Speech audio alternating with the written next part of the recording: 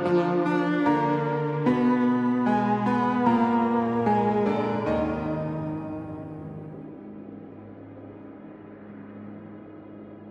parents took me to visit my aunt in Tennessee for the holidays, and her house was super haunted. It was built in the 1920s, and she still has stuff left from the previous owners. It had belonged to an elderly couple, but the wife had died 3 months after her husband, both in the same home, and no relatives ever claimed any of their possessions. The property sat empty for several years before a family purchased it in the 60s, and they had a son that would one day marry my aunt. Unfortunately, Uncle Terry passed away after a long battle of cancer in 2015, also in the house, and Nina has lived there alone ever since. I've always been a believer, so it was extra hard to stay there since I already have trouble sleeping in unfamiliar places. But I'm 16 and I didn't have a choice. We were only staying for 3 nights, so I probably sound like a petulant child. But this was the longest 3 days of my life. The house has a really weird layout that I probably can't describe without a floor plan. But everyone else was on one end while I was on the other, and they had 2 bathrooms closer to them than the one by me. There was no reason for them to come anywhere near my room during the night, yet I woke up to a shadowy figure standing in the doorway, even though I'd closed the door before bed. I tried to scream, but no sound came out. I've never shaken so badly as when I tried unlocking my phone, but when I got the flashlight on, the figure was gone. It was so cold that I could see my breath. I thought the heater went out, but I was too afraid to check. I kept imagining a hand shooting out from under the bed to grab my ankle, and I just couldn't move. When morning finally came, I went to breakfast looking as tired as I felt. I told my family everything that happened. It was the most terrifying moment of my life, and they laughed. They thought it was cute. Nina said the ghosts make it cold, but they're harmless, and I should ignore them.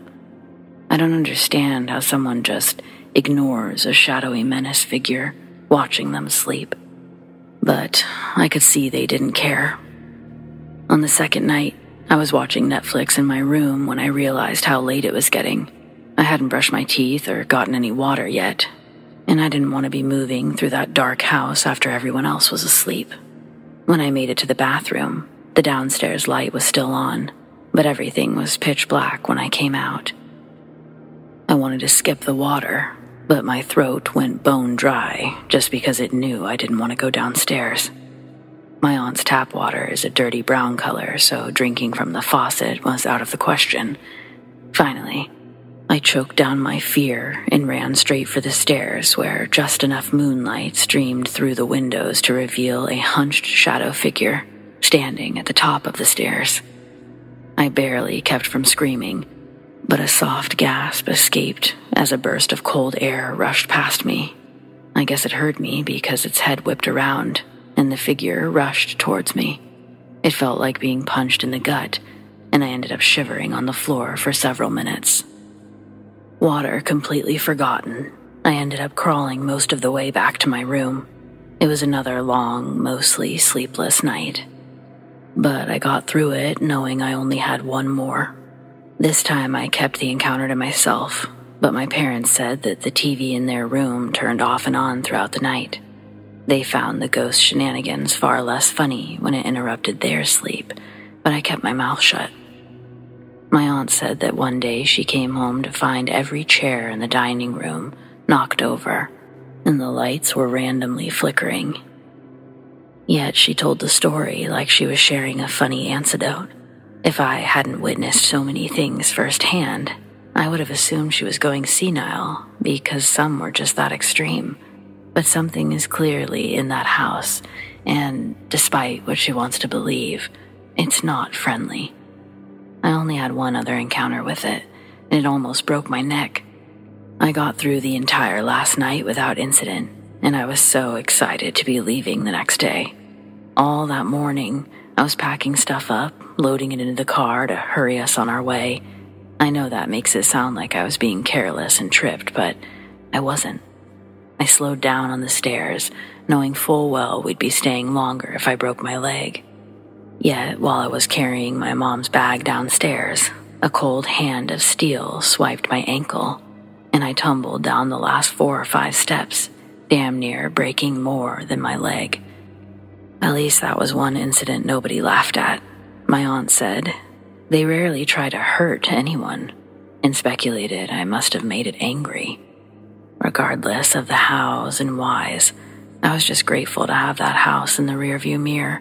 I love my aunt, but if I never see that place again, it'll be too soon. So yeah, that's my scariest experience with ghosts.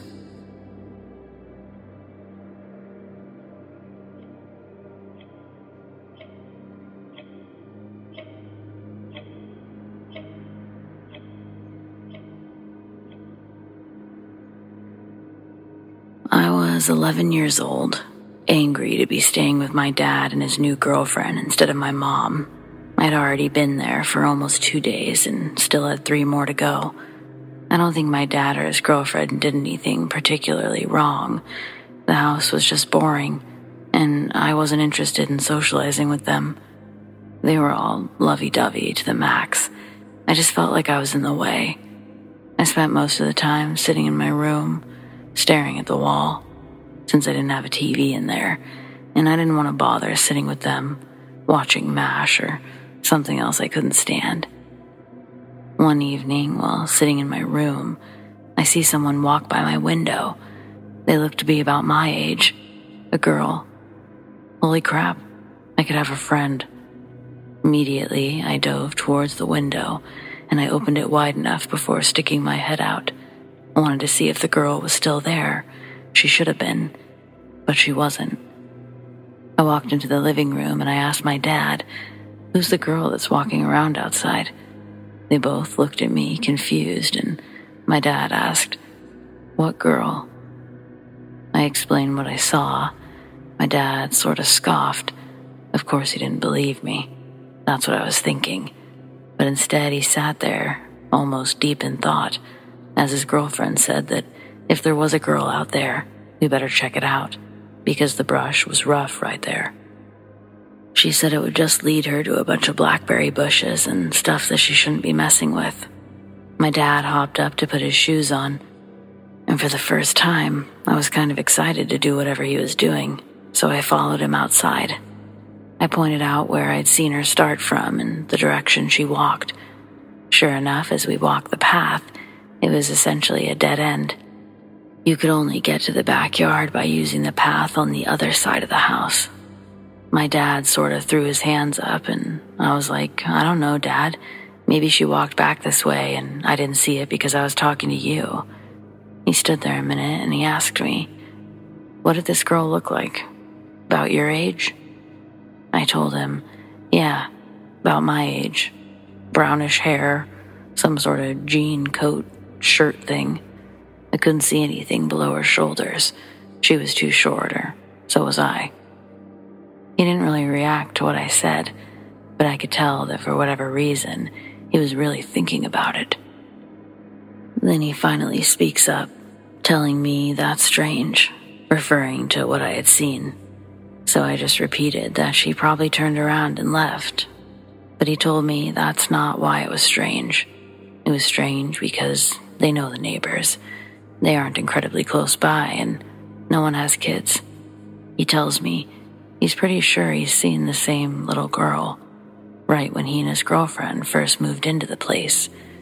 It's what sort of drew him to determine if the neighbors had any kids, especially any my age. I asked where he'd seen her, and he said it was right outside my window. She was walking in the same direction, and just like this time, he wasn't able to find anyone. That is weird, I remember thinking. Then I asked him, "So what is she, like a ghost or what?" He sort of laughed, but I saw him entertain the idea. He for sure didn't dismiss it. We walked back inside, and he and I never spoke about it again. But I wasn't so eager to go home anymore. For the rest of that week, I had a new mission: see this ghost girl again. I practically sat at the window, When I wasn't there, I was sitting outside doing nothing but guarding that same area outside my window. I even asked my dad if he had a camera. We didn't have camera phones back then, but he said that he didn't know, that he didn't think he had one. But I found a disposable one in one of the drawers in the garage.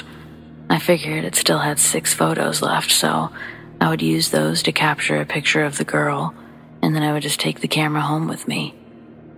However, my efforts proved fruitless. 3 days came and went, and I never saw the girl again.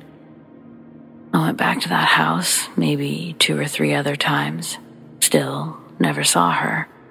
My dad never mentioned her again either. I've just been forever curious who she was.